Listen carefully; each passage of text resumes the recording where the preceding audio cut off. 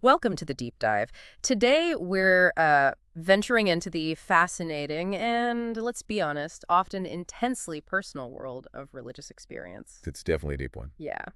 And you, our listener, you've sent in a really compelling set of sources on this. So our goal today is basically to unpack what these experiences are really all about. What forms they take, whether they offer any kind of real insight or knowledge. Right. And what's behind that drive for religious belief in the first place? And, how does all this stuff fit into our modern interconnected world? It's a huge area, really. Touches on everything from, philosophical arguments about God to the latest in psychology and neuroscience. And even how we understand faith when there are so many different beliefs side by side. Exactly. We'll look at arguments for and against the idea that these experiences are like genuine knowledge and explore the really diverse ways people make sense of encounters with what they feel is sacred. Okay. You've given us a lot to chew on here, and it really does hit at some of the most fundamental questions humans ask. So, all right, let's start at the beginning. What is a religious experience? What are we actually talking about? Well, at its core, a religious experience is a personal feeling, maybe an encounter, that the person having it interprets as being connected to something divine or some kind of ultimate reality or truth. Okay, so it's an interpretation. It is. But what often makes it stand out from, say, just a strong emotion is this powerful sense of objectivity it has for the individual. Objectivity? How so? It doesn't just feel like, oh, I feel happy or I feel sad.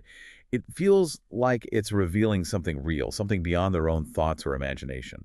Interesting. Like it's coming from outside? Precisely. Imagine someone feeling this like undeniable presence of God while praying, or maybe a sudden profound sense of being connected to everything, all of existence, or just being deeply moved by something they see as a transcendent power at work, that sort of thing. So it's deeply personal, something only they feel directly.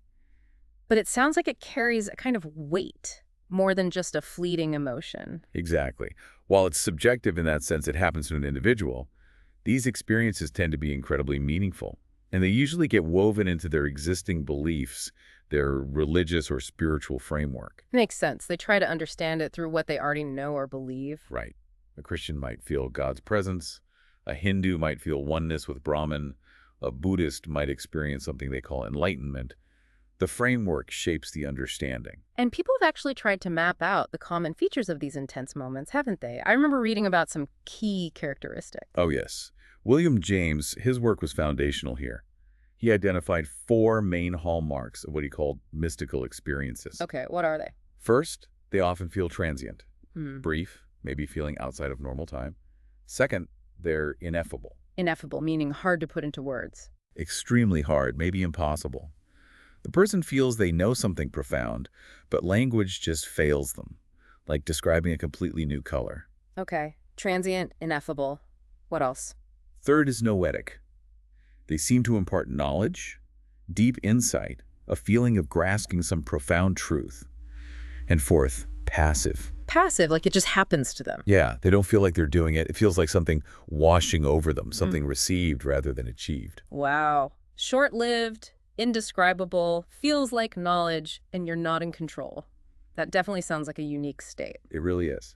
And then there's Rudolf Otto, another key thinker. He focused on what he called the numinous. The numinous, okay. He described it as an encounter with this mysterious presence that evokes.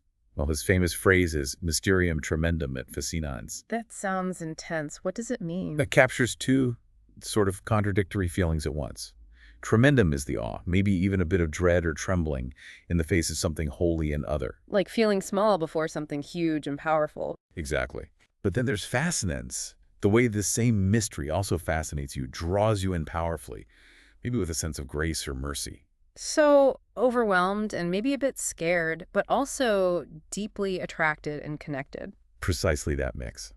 Otto stressed it often feels personal too, like a communion with a holy another, a divine presence, not just abstract vastness, but a relationship. And you mentioned earlier how interpretation is key depending on someone's background. Can we unpack that a bit more? Absolutely. So take that feeling of overwhelming presence. A Christian might interpret it as the Holy Spirit or God's nearness. Okay. A Hindu might frame a similar feeling as realizing oneness with Brahman, the ultimate reality. A Buddhist might describe a moment of deep insight and peace, not in terms of God, but maybe as getting closer to nirvana or understanding emptiness. So the underlying feeling might share qualities, but the label, the meaning given, comes from their tradition. That's generally the idea, yeah. The interpretive framework is crucial. It sounds like a common thread, though, across many of these is this idea of transcendence, going beyond the everyday. Yes, definitely. Uh-huh. A sense of touching something higher or deeper, a reality beyond the ordinary physical world we usually perceive. And for the person having the experience, it's not just theory. Not at all. It's profoundly personal, direct. As one of your sources put it, it's not just a feeling. It feels like contact with a religious reality. It's firsthand knowledge for them. Which leads us straight into the really big question, doesn't it? If these feel so real, so profound, can they actually tell us anything objectively true about God or some divine reality? This seems like a major point of debate. Oh, absolutely central. This is the core of the philosophical debate, often called the argument from religious experience. Right. The basic idea is, look, people all over the world throughout history report these things. Doesn't that sheer volume suggest there might be something real they're perceiving? It's like multiple witnesses to an event. Kind of, yeah. That's the analogy I often use. Yeah. If loads of independent people report seeing the same thing, we're more likely to think it actually happened. And specific philosophers have really pushed this line of argument. Yes.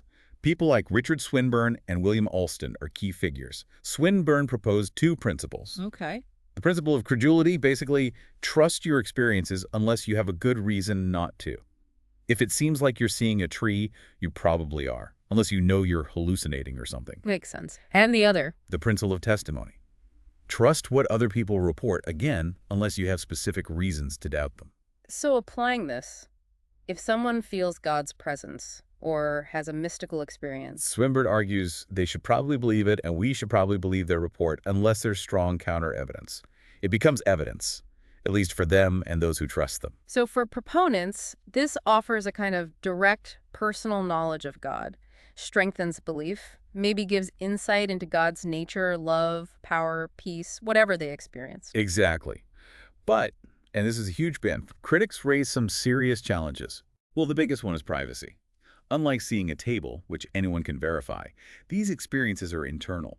You can't hook someone up to a machine and say, yep, God is present. There's no objective third-party check. Right, it's purely subjective in that sense. And then there's the problem we touched on, the sheer variety.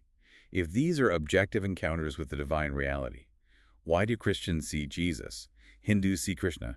Buddhists experience emptiness. Why don't they all point to the same thing? That is a really tough point. If it's objective, shouldn't it be consistent? That's the skeptical argument. They'd say a more plausible explanation is that these experiences originate inside the human mind. Products of imagination, psychology, maybe culture. Exactly. Wishful thinking, deep-seated desires, fears, cultural conditioning. A vision of the Virgin Mary, for instance, might be seen as a psychological projection of existing beliefs and imagery, not an actual appearance. Like seeing what you expect or hope to see. Kind of. And beyond the purely psychological, critics point to plausible natural explanations for things that seem divine. Misinterpretation of ordinary events, maybe.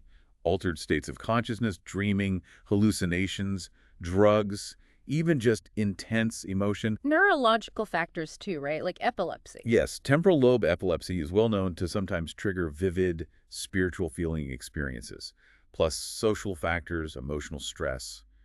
The list goes on. So someone hearing God's voice, that could be internal monologue or even a sign of mental illness in some cases. That would be the skeptical take, yes. Or that warm, peaceful feeling during prayer.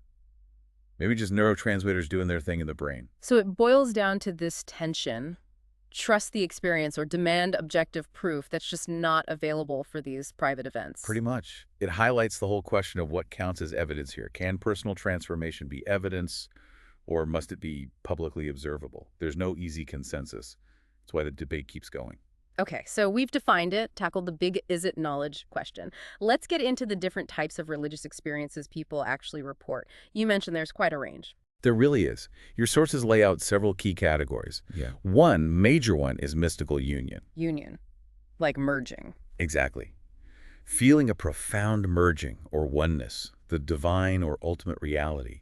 The sense of being a separate individual self seems to dissolve. You feel connected to everything. Deeply connected, yeah. Like all otherness disappears. Intimately united with God or the universe or the ground of being. And we see this across different traditions. Oh, definitely. Christian mystics like St. Teresa of Avila talked about her soul being caught up with God, feeling totally one. Uh-huh. In Sufism, the mystical side of Islam, they speak of fana, the ego dissolving in God's love, and baka, abiding in God. And these fit James's description. Ineffable, noetic. Often, yes. Yeah. And they can happen during deep prayer, meditation, or sometimes just pop up unexpectedly. Sufism itself is really focused on seeking that direct personal experience. Through practices like the whirling dervishes and poetry. Exactly. The goal for many mystics is this transformative knowledge, realizing unity. Whether it's called Tawhid in Islam or the unity of Atman and Brahman in Hinduism, it often emphasizes God or reality as immanent, right here, within us, not just far away. Okay, that's quite distinct from the next type you mentioned, the numinous experience. Very different, yes. Numinous experiences, linked strongly with Otto, are more about encountering a transcendent other, a God or holy presence that feels distinctly separate, wholly other. Not union, but encounter. Right. You feel the majesty, the power of this presence, awe, reverence, humility. Remember Otto's mysterium, tremendum, et fascinans? The awe and dread, but also the attraction. Exactly. Think of Moses at the burning bush, or Isaiah in the temple saying, "Woe is me, for I am undone," in the face of God's holiness. Definitely emphasizes God's difference, God's transcendence, and human smallness. It does. But Otto also noted it can feel very personal, like being addressed directly, entering into dialogue with this divine thou. And this type is more common in theistic religions. Judaism, Christianity, Islam. Generally, yes, where God is understood as a distinct being you can relate to. Then there are visions and voices. These sound more sensory. They are. Seeing a divine figure, like an angel or saint, or hearing a voice believed to be from God, sometimes linked to mystical or numinous states, but distinct in being more like direct perception. Like Paul on the road to Damascus. Classic example. Or Joan of Arc hearing voices. In Islam, the Prophet Muhammad hearing Gabriel recite the Quran is absolutely foundational. And these can be symbolic, like in dreams, or seem quite literal. Both. Could be an aura, could be a full-blown apparition. These private revelations often become deeply authoritative for the person, even if others doubt them. Okay, next up, conversion experiences, life-changing moments. Exactly. Encounters that lead to a radical shift in belief, identity, way of life, often involving a powerful feeling of God's love, forgiveness, a call to change. St. Augustine is the famous example here, right? Take and read. Yes. His story is iconic.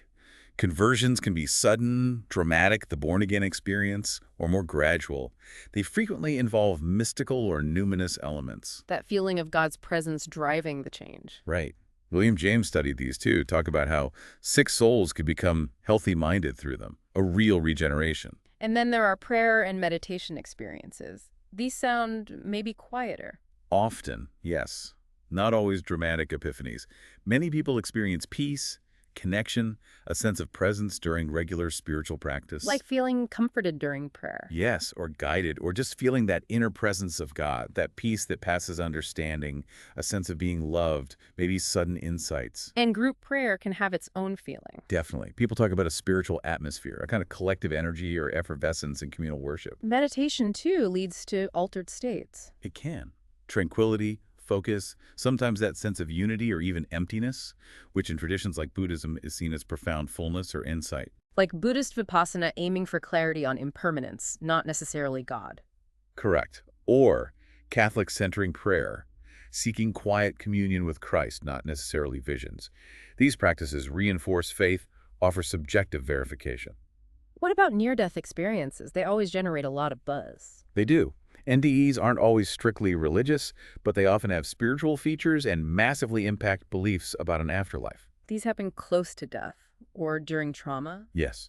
Common reports include leaving the body, seeing it from above, moving through a tunnel towards a bright light. Encounters with beings, feelings of peace, a life review. All common elements. Yeah. And often interpreted through a religious lens. Christians might see Jesus, others something else. And they often lead to lasting changes. More spiritual, less fear of death. Frequently reported, yes. Skeptics, of course, point to brain changes, lack of oxygen, neurological reactions as explanations. So they blur the line between religious and medical phenomena. They really do. Yeah. But undeniably powerful and often given a religious meaning by those who experience them. And finally, enlightenment experiences, mostly from Eastern traditions. Yes, in traditions like Buddhism, Jainism, Hinduism, Experiences of liberation, nirvana, moksha seen as grasping ultimate truth, may not involve a personal God. Like the Buddha's awakening, direct insight into reality. Exactly. Often described as ineffable, beyond concepts. Philosopher Keith Yandel grouped these with theistic mystical experiences, noting shared qualities like ineffability and being noetic, conveying transformative knowledge. It's an incredible spectrum, from total union to specific visions, quiet peace to life-shattering change. It really is. And there are others too, miracle experiences, charismatic gifts like speaking in tongues, nature mysticism. What unites them is the conviction of touching a reality beyond the ordinary, becoming a cornerstone of faith. Which brings us to the value question. Why do these experiences actually matter? What's their significance? Well, for the person having them, as we've seen, they can be utterly life-changing, bringing meaning, purpose, confirming beliefs. Like a turning point, offering comfort, inspiration, courage. Exactly. William James talked about the fruits, the positive outcomes, like more charity, joy, forgiveness. He argued that if they lead to better lives, they have real value, regardless of their origin. And religions themselves often point to the experiences of their founders, right? As validation. Absolutely crucial. Moses in the burning bush, Paul on the Damascus Road, Muhammad receiving the Quran, the Buddha's enlightenment. These are seen as moments where the divine broke through, delivering truth or a path. They're foundational. And on the individual level, they shape emotions, morals, well-being. Profoundly. People report lasting peace, hope, a clearer moral direction, maybe becoming less selfish, more compassionate. John Hick mentioned their cash value in that shift. Yes, Hick argued a key value is this shift from self-centeredness to being centered on reality, or God leading to compassion. He pointed to saints and sages across faiths as examples. So it suggests these experiences can genuinely foster goodness. The evidence points that way, yes. Even milder experiences and answered prayer, awe in nature, can reassure believers, keep them motivated. Faith isn't always easy based just on doctrine. Personal experience provides that felt connection. Right. And shared experiences in communities worship, rituals build bonds, belonging. Some even find practical guidance in prayer or contemplation. It's interesting how even skeptics often acknowledge the real effects these experiences have. That's a key point. Freud saw religion as an illusion, but recognized its power because it meets deep needs for security, meaning. And Durkheim saw the social glue effect of shared ritual. Exactly. Collective effervescence, strengthening social bonds. So even without believing the supernatural claims, you can see the psychological and social value, comfort, moral frameworks, community. But are there potential downsides? There can be. Intense experiences can be misinterpreted, leading to fanaticism, extremism, maybe valuing the emotional high over ethics. But generally, traditions treasure them as deepening faith, encouraging virtue, inspiring others. So the core value seems to be their transformative power. I think so. Providing that knowledge of the heart, moral direction, a sense of communion that sustains people through life. Okay, this raises a fascinating challenge.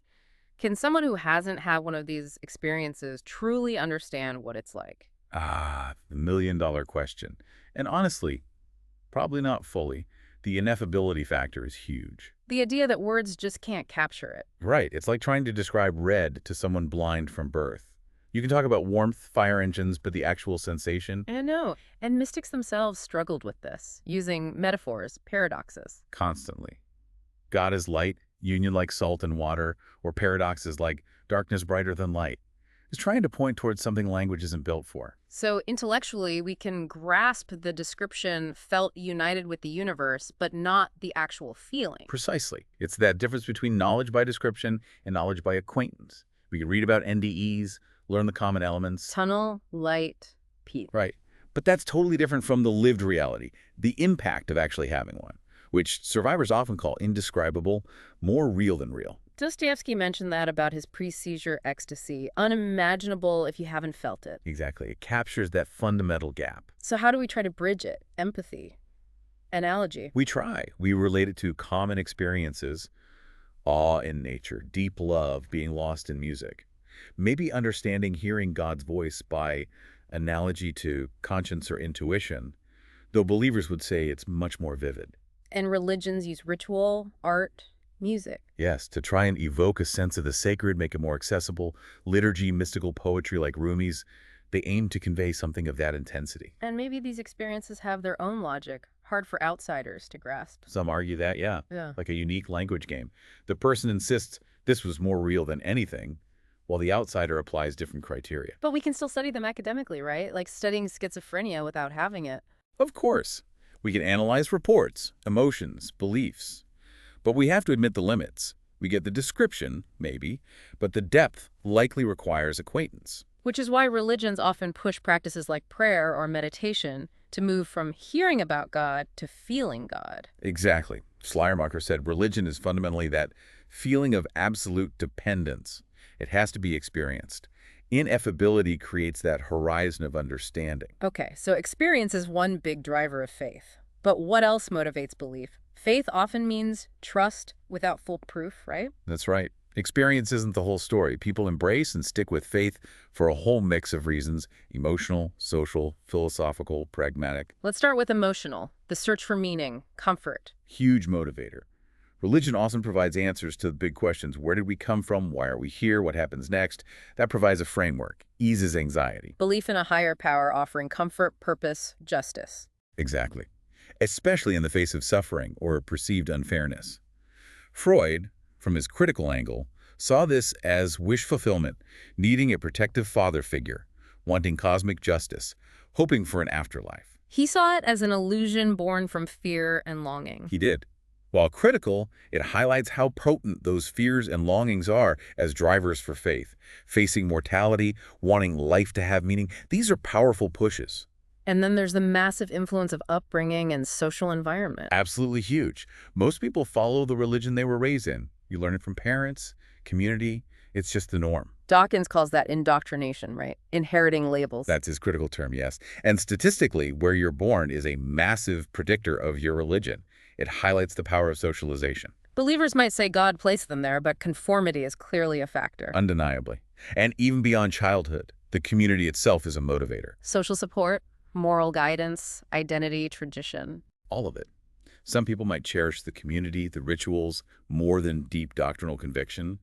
And the narratives religions offer, placing your life in a grand cosmic story that's deeply meaningful for many. What about more philosophical or individual reasons? Thinkers like Kierkegaard emphasized faith as a personal, passionate commitment despite uncertainty, a leap for authentic living, not about proof, but subjective truth. And William James's will to believe. Right. When reason can't decide on these big questions, James argued it's okay, even necessary sometimes, to choose with your heart, especially if the belief has positive pragmatic payoffs, makes life better, happier. So pragmatic motivation too, faith, works by bringing hope, peace, moral energy. Yes. And critics, of course, add less noble motives: fear of punishment, desire for reward. It sounds like for most people, it's a mix of these: intellectual, emotional, social, pragmatic. Almost certainly. Faith engages the whole person. It often persists despite doubts, precisely because these motivations run deep. Someone might say, I choose to trust because it gives me hope and direction. And motivations intertwine with the perceived value. Faith, reinforced by experience, might inspire altruism, which becomes further motivation. Exactly. Though faith based just on fear or habit might be more brittle. Many traditions encourage moving from that external conformity towards a more mature internal faith. Let's dig into that distinction more. Social conformity versus personal commitment, they sound quite different in character. They really are. Yeah. Social conformity is basically going along with the religious practices and beliefs of your community because it's the accepted thing to do. Maybe not much deep personal reflection involved. Like in the past, everyone in a village might go to church because that's just what you did. Exactly. Or today, someone might observe certain traditions mainly due to family or cultural expectations, without a strong inner conviction driving it. Religion plays a role in social cohesion, which can lead to practicing on autopilot. Whereas personal commitment is more of a conscious choice. Yes, a deliberate choice, often involving personal investment, maybe even cost. Think of converts who go against their upbringing, or devout people practicing under oppressive regimes. Kierkegaard's idea of authentic faith, Abraham willing to obey God even against societal norms. That captures the intensity of personal commitment. Someone truly committed would likely seek God, pray, follow principles, even if they were totally alone, or if it wasn't the popular thing to do. It's their faith. But conformity can be a starting point for commitment later on. Often, yes, people might start by going along, then through experience or study, it becomes deeply personal. But it's also easy to mistake enjoying the community aspect for deep faith. The test being, would you still believe if you were alone or if it cost you? That's a good way to think about it. Conformity-based faith can be fragile if the social context changes, like kids going to college. Personal commitment is usually more resilient. Psychology talks about this too, intrinsic versus extrinsic religiosity. Exactly. Extrinsic is using religion for external ends, social approval, comfort, status. That aligns with conformity. And intrinsic. Intrinsic is living the faith for its own sake, believing the teachings, trying to live by them. Intrinsically motivated folks tend to be more consistent, earnest. Extrinsic might lead to picking and choosing, maybe hypocrisy. So conformity can lead to empty ritual, while commitment gives depth, but might also lead to challenging the status quo. Right. Ideally, there's a move from just conforming to genuinely committing. Rites of passage often symbolize that shift, taking ownership of the faith. But conformity without belief is shallow. Commitment gives depth, but can create conflict. It's a complex balance. Okay, let's tackle those critical pragmatic views head on. Indoctrination, illusion, projection. These try to explain faith without assuming it's true. Precisely. They focus on psychological and social functions. Indoctrination suggests faith often comes from early, intense teaching by trusted authorities without much critical questioning allowed or encouraged. Like learning it as fact before you can really evaluate it? Yes. It feels natural due to repetition reinforcement. Dawkins' point about labeling kids fits here. Religions propagate by teaching belief, often discouraging doubt. It becomes cultural transmission. The challenge being, would you believe this if raised elsewhere? Exactly. While defenders say religious upbringing isn't so different from other value teaching, and people can choose later, it's a stark reminder of environment's power. Then illusion Freud's idea of wish fulfillment. Right. Beliefs motivated by deep human wishes. For a powerful protector, for justice, for life after death. We believe because we want it to be true, not due to evidence. Born from childhood helplessness, fear, a cosmic security blanket. That was Freud's take. Atheists often echo this. Believers fear death, meaninglessness, so they embrace comforting illusions. Believers counter that it's reductionistic, ignores real experiences. They do. But Freud's challenge remains. Examine how much emotional convenience influences your beliefs. Does the thought of being wrong cause panic? That might suggest a strong wish for it to be true. And projection Feuerbach's idea. Feuerbach argued God is idealized human nature projected outwards. We take our best qualities, love, knowledge, power, magnify them infinitely, and worship that projection. So we create God in our image, not the other way around. That's his core argument. It's self-alienation, failing to recognize our own potential, worshiping it externally. The mystery of God is the mystery of man. Theology is really anthropology. Religion reveals human psychology, not divine truth. Influenced Marx's opium of the people. Exactly. Projecting hopes onto heaven instead of fixing earth. The projection critique completely flips the script. We made God. It fundamentally undermines religious claims. These views, along with others like social control or evolutionary byproducts, All try to explain faith using human factors. How it's passed on, why people cling to it, what God might represent psychologically or socially. The truth value becomes secondary to the function. believers have counter-arguments, of course. Indoctrination doesn't mean false content. Wishes might correspond to reality. Maybe we use human terms for God because we are made in God's image. All valid points in the debate. But these critiques force a crucial separation. Why someone believes versus whether the belief is true. They push us into psychology, sociology, forcing consideration of non-mystical explanations. Essential stuff to weigh. Now let's connect this to modern science. Psychology and neuroscience are exploring the brain during religious experiences, right? This seems to tie into those critiques. It does, often providing empirical data that resonates with those ideas. Research on the temporal lobes is a key area. The link with epilepsy and spiritual feelings, Dostoevsky. Exactly. Some studies suggest irregularities or activity in temporal lobes correlate with increased religiosity or mystical sensations. Ramachandran talked about hyper-religiosity. And Persinger's God helmet experiments, magnetic fields inducing a sensed presence. Yes, though controversial. Some participants reported feeling a presence, mild mystical states. The interpretation is debated, brain creating it, role of suggestion. But it suggests brain stimulation can trigger spiritual-like feelings. What about imaging the brains of monks or nuns meditating or praying? Also fascinating. Andrew Newberg's SPECT scans showed changes during deep meditation or prayer, decreased activity in parietal lobes, involved in sense of self and orientation. Which could explain feeling loss of self, timelessness. That's the hypothesis. Eh. And altered frontal lobe activity related to attention. This field is sometimes called neurotheology. But the big question remains, does finding a brain correlate explain away the experience? That's the crux of the debate. Does it show the brain mechanism processing a real divine encounter?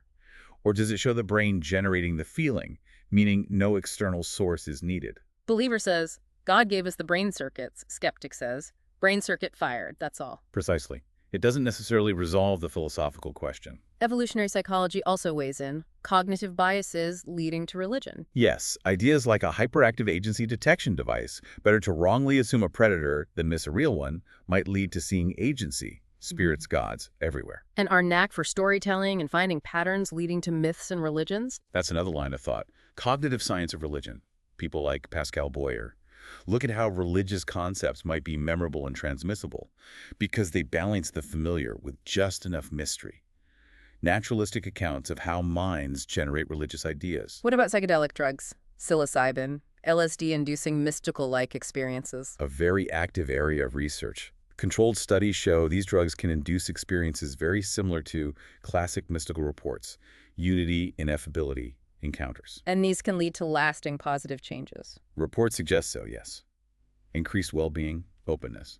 It raises questions because changes in brain chemistry, serotonin systems, seem to unlock states similar to those achieved through long spiritual practice. So, were mystics altering their brain chemistry? Multiple gateways? Is a drug experience fake? Huge questions. Is the same neural process with different triggers? Did ancient practices like fasting contribute? Science is probing these connections. And psychology looks at how belief influences behavior, too. Yes. Prayer reducing anxiety, placebo or comfort. Rituals boosting group cohesion. Belief in a watchful God reducing cheating. Tapping into social monitoring mechanisms. Religious view. God influences morality. Psychological view. Belief harnesses self-control. Different lenses on the same outcome.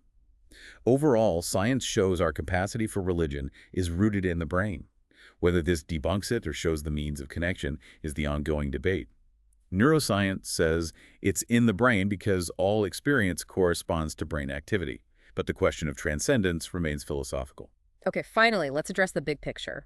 Religion in our multicultural world and the concept of religious pluralism, especially John Hick's ideas about the real. This is crucial today. We see devout people in different faiths reporting profound experiences, but with different content, different interpretations. So are they all tapping into the same ultimate reality differently? Or are some or all mistaken? That's the core issue for pluralism. Exactly. Exclusivism says only one religion is true, others are false or deceived. Pluralism suggests major religions are authentic paths to the same ultimate reality, just shaped by culture. And John Hick developed a specific model for this. Yes, very influential. He proposed a transcendent real or ultimate reality as the source of all genuine religious experience. This real is beyond our understanding. He argued it's transcategorial, beyond human concepts, like Kant's noumenon, the thing in itself. We only experience it through our cultural and personal lenses, the phenomenal realm. So a Christian feeling God's love and a Buddhist realizing emptiness, both responses to the same real, just filtered differently. That's Hick's idea. Christian filter, personal theistic, Buddhist filter, non-theistic. Both authentic responses shaped by tradition. Why the diversity then? Because the real is beyond any single finite concept. Each religion offers a mythos, symbols, practices to approach it manageably. None holds the literal truth of the real itself. Think of the blind men and the elephant analogy. Each grasps only a part. Right, which implies a tolerant, dialogical approach. Learn from each other's perspectives on the real. And yet an ethical test. Genuine orientation to the real should produce good fruits. Yes, compassion, love, saintliness, a way to evaluate traditions ethically, countering harmful interpretations. But pluralism faces challenges, contradictory truth claims. Big challenge. Different views on afterlife, salvation, etc. Hick argued these are contradictions in human interpretations, not about the real itself. But many believers insist on their revelation's unique truth. Pluralism can feel like relativizing absolutes. offending exclusivists by saying no one has the complete truth. Exactly. It's a tough position for many deeply committed believers. Still, it seems important in a diverse world, fostering respect, different paths up the same mountain. It offers a framework for that, yes. And mystics across traditions often recognize something shared in their experiences that supports the idea of a common core, or perennialism. Hick gives it a philosophical basis, one ultimate reality, diverse encounters. And societally, it could promote peace. Less drive to convert, more collaboration on shared values. That's the hope. Focusing on the ethical core, like the golden rule found in many faiths, even if doctrines differ. How does this connect back directly to religious experience itself? It suggests that the diverse experiences, Sikh feeling, Nam, Catholic feeling the Eucharist, might all be valid encounters with the real, mediated differently. Subjectively distinct, love, bliss, peace, but touching the same ineffable ground. Hick's Kantian language helps here. The real in itself versus the real as experienced phenomenally. So pluralism tries to make sense of the diversity, honoring traditions while urging humility about our partial views. Precisely. It resonates with a multicultural ethos.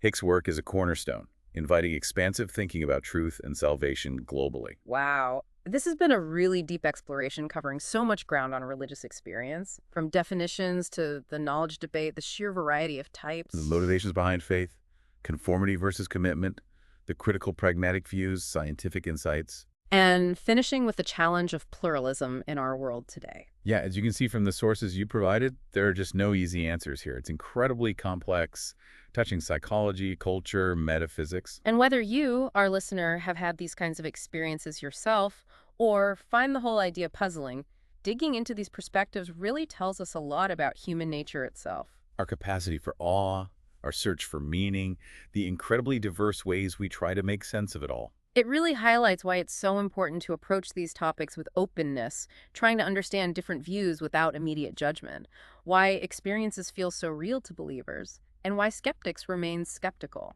And philosophy helps us ask the right questions, analyze assumptions about evidence, personal experience, truth itself. Absolutely. So maybe, building on Hick's idea, a final thought for you to consider.